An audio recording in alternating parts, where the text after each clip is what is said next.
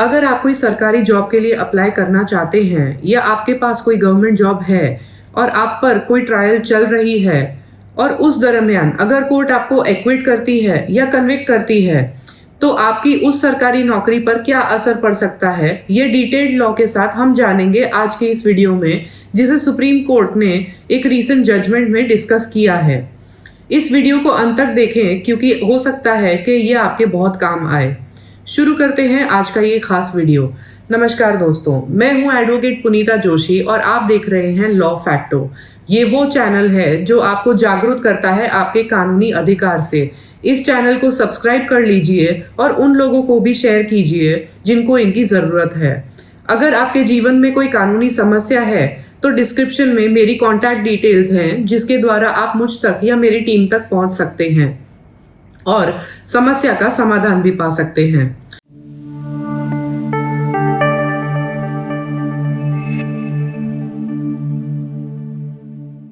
तो दोस्तों, आज हम honourable supreme court of India के एक रीसेंट जजमेंट के द्वारा समझते हैं कि अगर क्रिमिनल ट्रायल में आप एक्विट हो जाते हैं तो सरकारी नौकरी पर क्या असर पड़ेगा। जजमेंट है प्रमोद सिंह क्रेरार versus state of MP 2022 supreme court. इस केस में साल 2006 में प्रमोद जी के खिलाफ 498A यानी दहेज के लिए वाइफ को परेशान करने की एक FIR दर्ज हुई थी, जिसमें उनके खिलाफ क्रिमिनल ट्रायल चली थी। लेकिन ट्रायल के दरमियान उनके बीच सेटलमेंट हो जाता है और कोर्ट उनको एक्विट कर देती है, यानी दोष मुक्त घोषित कर देती है। सेटलमेंट और एक्विटल पाने के बाद साल 2014 में प्रमोद जी पुलिस कांस्टेबल की जॉब के लिए अप्लाई करते हैं। जब भी आप ऐसी किसी गवर्नमेंट जॉब के लिए अप्लाई करते हैं तो दोस्तों कॉमनली एक क्वेश्चन पूछा जाता है कि क्या आपके खिलाफ कभी भी कोई क्रिमिनल ट्रायल चली है या नहीं। तो इन्होंने भी उसका जवाब दिया कि हाँ, मेरे खिलाफ एक क्रिमिनल ट्रायल चली थी जिसमें मैं एक्विट हो गया था। उस वेरिफिकेशन फॉर्म को वो सबमिट कर देते हैं और जब स्टेट गवर्नमेंट कांस्टेबल की पोस्ट के रिजल्ट्स डिक्लेयर करती है तो प्रमोद जी उस लिस्ट में अपना नाम ना देखकर हैरान हो जाते हैं।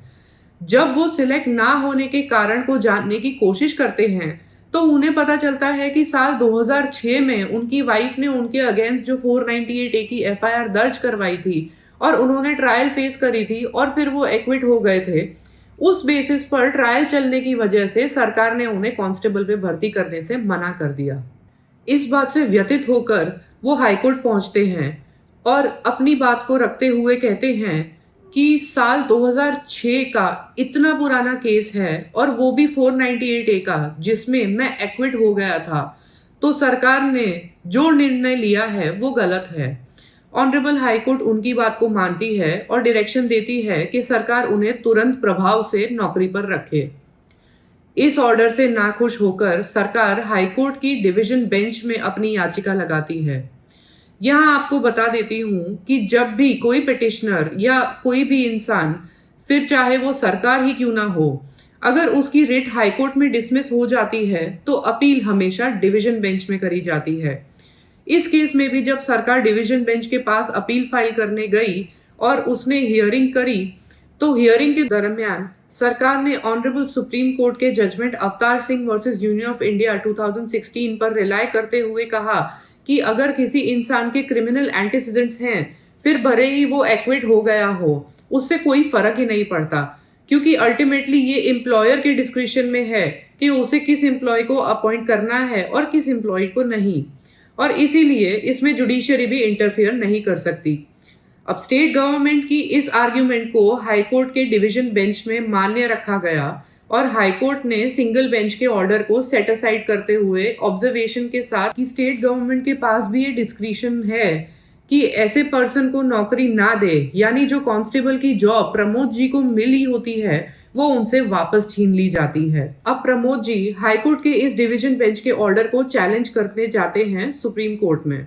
ऑनरेबल सुप्रीम कोर्ट में वो ये आर्ग्यूमेंट रखते हैं कि सरकारी नौकरी रिजेक्ट करते वक्त सरकार को मेरे खिलाफ चल रही ट्रायल की ग्रेविटी ऑफ ऑफेंस भी देख लेनी चाहिए थी। यानी कि 498A का केस एक मैट्रिमोनियल डिस्प्यूट है, ना कि एक हीनियस क्राइम या समाज या पब्लिक एट लार्ज के अगेंस्ट कोई डेंजरस क्राइम। दूसरा आर्ग्यूमेंट वो ये रखते थे कि जब मेरे खिलाफ FIR हुई और ट्रायल चली तो ट्रायल के दरमियान ही मेरे और मेरी पत्नी के बीच में एक राजीनामा हो गया था, जिस वजह से कॉम्पिटेंट कोर्ट ने भी मुझे दोष मुक्त करार कर दिया था। तो जब कॉम्पिटेंट कोर्ट ने ही मुझे एक्विट कर दिया, तो सरकार मुझे नौकरी देने से कैसे मना कर सकती है।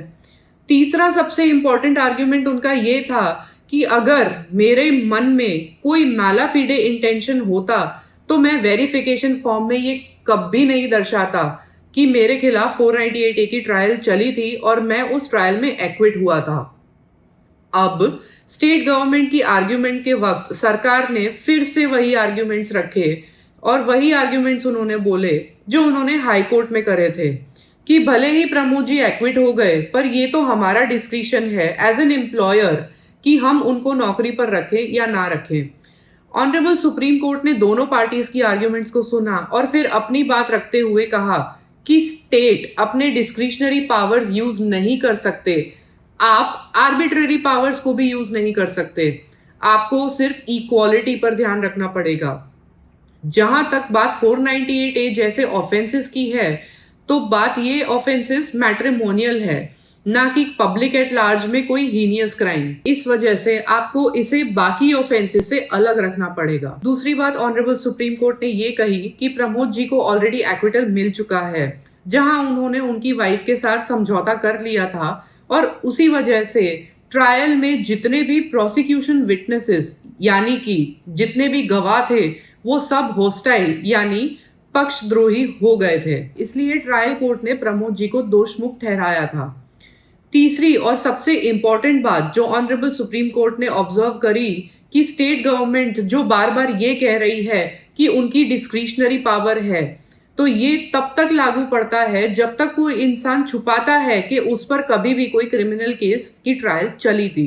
स्टेट गवर्नमेंट ने अवतार सिंह और अन्य कई सारे जजमेंट्स पर जो रिलाय करा था, उन सब में एक कॉमन बात ये थी कि सरकार को क्रिमिनल केसेस के बारे में बताया नहीं गया था।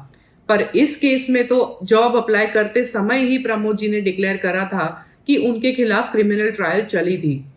तो फाइनली ऑनरेबल सुप्रीम कोर्ट ने प्रमोद जी की याचिका को माना और ऑब्जर्व करा कि 498A जैसे छोटे अपराध जिसमें एक्विटल हो गया हो, तो सरकारी नौकरी देने से मना नहीं किया जा सकता। तो दोस्तों, अगर आपके जीवन में भी इस तरह के कोई केस हुआ है या आपकी ट्रायल चल रही है, तो मेरी एक रिक्वेस्ट है कि हमेशा गवर्नमेंट के फॉर्म्स भरते समय इस बात को ज़रूर से डिस्क्लोज करें, क्योंकि उससे बहुत फ़र्क पड़ता है। अगर आपने डिस्क्लोज नहीं किया तो इस चीज़ को आपके खिलाफ यूज़ करा जा सकता है, जिससे आपकी जॉब भी जा सकती है। अगर सरकारी नौकरी के लिए अप्लाई करते समय आपने डिस्क्लोज करा है, तो आपके खिलाफ चल रही ट्रायल में आप एक्विट हो चुके हैं और फिर भी सरकार आपको नौकरी नहीं दे रही है, तो आप अपने स्टेट के हाई कोर्ट में ये रिट पिटिशन फाइल कर सकते हैं और प्रमोद जी के इस जजमेंट को रेफर कर सकते हैं। इस जजमेंट की लिंक मैं डिस्क्रिप्शन में दे रही हूँ ताकि आप पूरा जजमेंट आराम से पढ़ सकें। सो दोस्तों, आई होप कि आपको ये वीडियो पसंद आई होगी, तो वीडियो को लाइक एंड शेयर करें, चैनल को सब्सक्राइब करें और अगर कोई भी डाउट है तो कमेंट सेक्शन में ज़रूर से पूछें। तो मिलते हैं अगली बार इसी तरह के इंटरेस्टिंग वीडियो के साथ। धन्यवाद। जय हिंद।